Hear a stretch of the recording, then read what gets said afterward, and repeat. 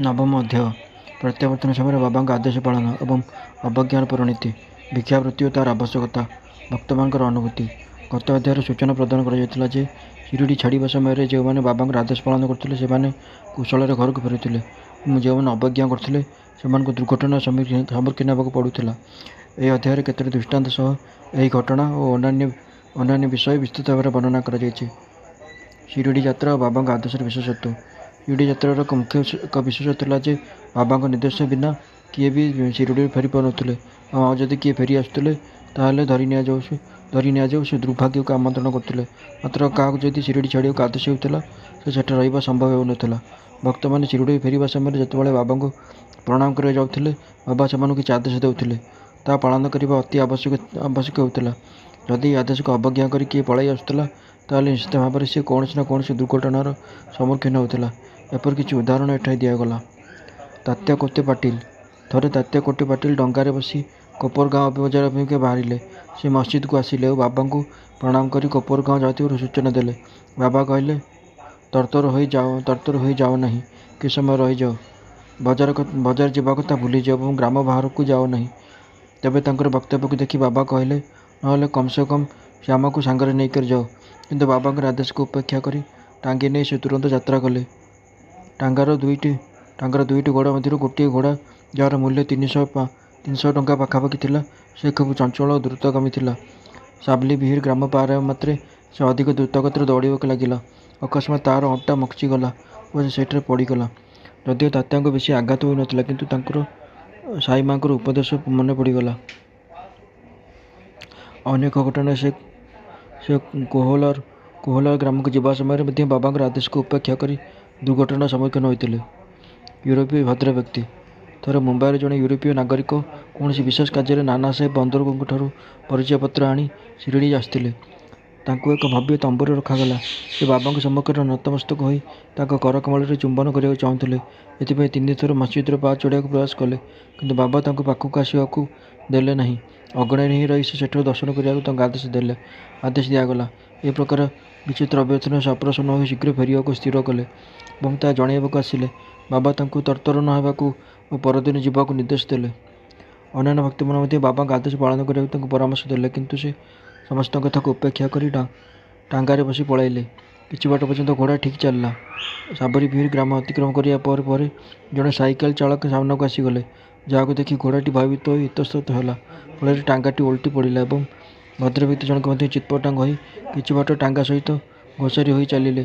ସ୍ଥାନୀୟ ଲୋକେ ତାଙ୍କୁ ଉଦ୍ଧାର କଲେ, କିନ୍ତୁ ଆଘାତ ଅଧିକ ହୋଇଥିବାରୁ କୋପରଗାଁଓ ହସ୍ପିଟାଲରେ ଚିକିତ୍ସା ନିମନ୍ତେ ଭର୍ତ୍ତି ହେବାକୁ ହେଲା। ଏହି ଘଟଣାରୁ ଭକ୍ତମାନେ ଶିକ୍ଷା ଗ୍ରହଣ କଲେ ଯେ ଯେଉଁମାନେ ବାବାଙ୍କ ଆଦେଶ ଅବହେଳା କରୁଥିଲେ ସେମାନଙ୍କୁ କୌଣସି ନା କୌଣସି ପ୍ରକାର ଦୁର୍ଘଟଣାର ସମ୍ମୁଖୀନ ହେବାକୁ ପଡ଼ୁଥିଲା ଏବଂ ଯେଉଁମାନେ ଆଦେଶ ପାଳନ କରୁଥିଲେ ସେମାନେ ସର୍ବକୁଶଳରେ ପହଞ୍ଚି ଯାଉଥିଲେ। ଭିକ୍ଷାବୃତ୍ତିର ଆବଶ୍ୟକତା। ଏବେ ଆମେ ଭିକ୍ଷାବୃତ୍ତି ପ୍ରସଙ୍ଗ ଉପରେ ଆଲୋକପାତ କରିବା।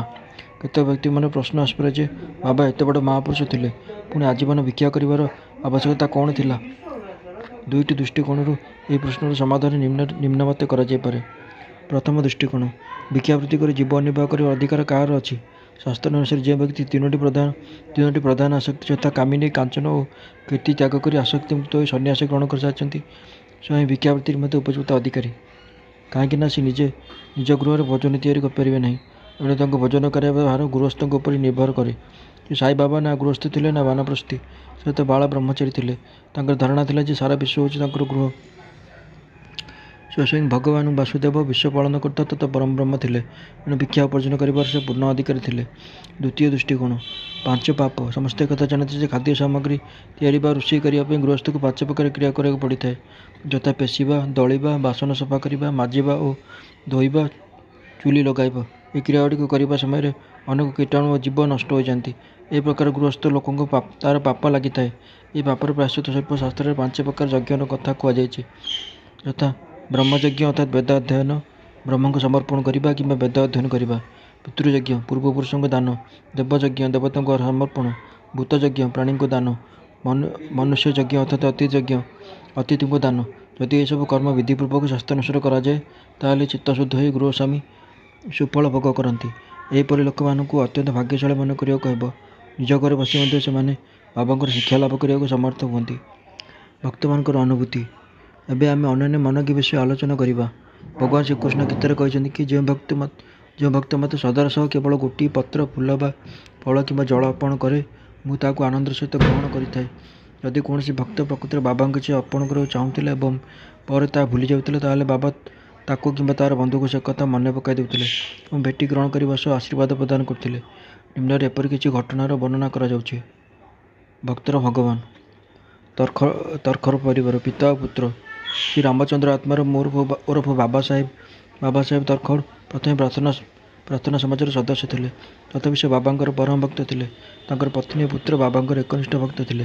ଥରେ ସେମାନେ ଶିରିଡ଼ିରେ ଛୁଟି କଟାଇବାକୁ ସ୍ଥିର କଲେ, କିନ୍ତୁ ପୁଅ ବାନ୍ଦ୍ରା ଛାଡ଼ି ଯିବାକୁ ରାଜି ହେଲା ନାହିଁ।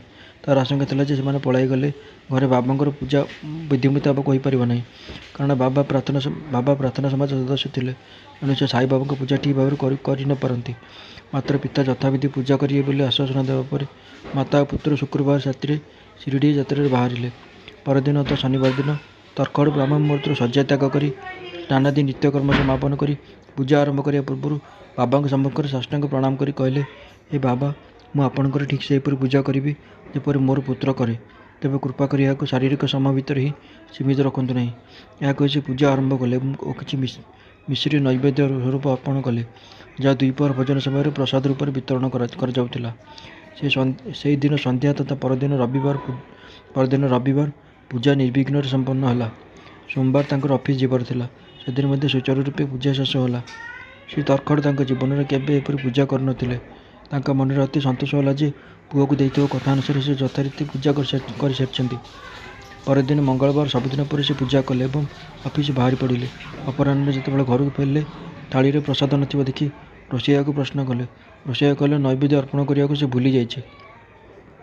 ଏହା ଶୁଣି ସେ ବିବ୍ରତ ହୋଇ ପଡ଼ିଲେ ଏବଂ ବସିଥିବା ଆସନରୁ ଉଠି ବାବାଙ୍କୁ ଦଣ୍ଡବତ ହୋଇ କ୍ଷମା ଭିକ୍ଷା କଲେ। ତଥା ବାବା ଉଚିତ ମାର୍ଗ ପ୍ରଦର୍ଶନ କରୁନଥିବାରୁ ଓ ପୂଜାକୁ କେବଳ ଶାରୀରିକ ପରିଶ୍ରମ ଭିତରେ ସୀମିତ ରଖିଥିବାରୁ ତାଙ୍କ ଉପରେ ଅଭିମାନ ପ୍ରକଟ କଲେ।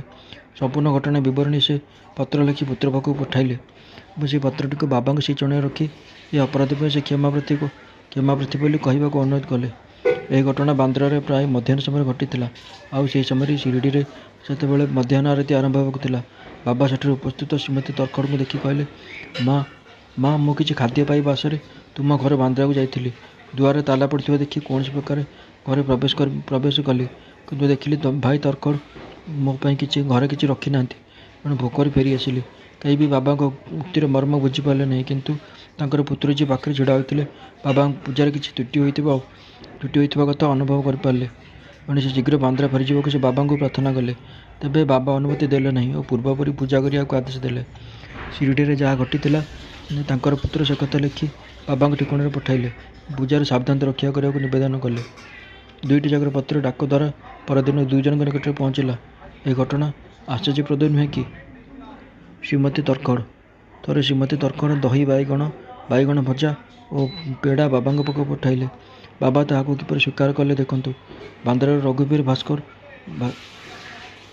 ରଘୁବୀର ଭାସ୍କର ପୁରନ୍ଦରେ ବାବାଙ୍କର ପରମ ଭକ୍ତ ଥିଲେ। ଥରେ ସେ ଶିରିଡ଼ି ଯାଉଥିଲେ।